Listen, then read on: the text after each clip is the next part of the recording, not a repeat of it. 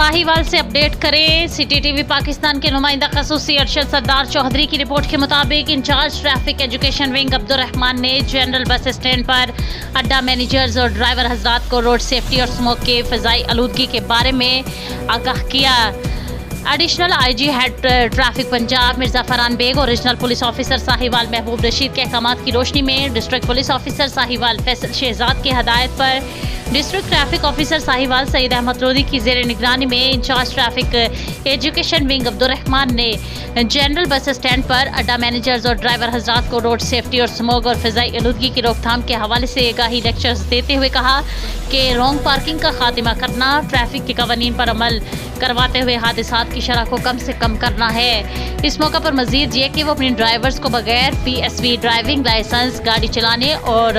Overloading, over speeding की इजाज़त हरगिज़ न दें, लेकिन ट्रैफिक कवानीन की खिलाफ वर्जी करने पर सख्त एक्शन भी लिया जाएगा। इस मौका पर मजीद कहा कि ट्रांसपोर्टर्स ट्रैफिक पुलिस का साथ दें ताकि हादसात को कम और ट्रैफिक के निज़ाम को मुनज़्ज़म किया जा सके।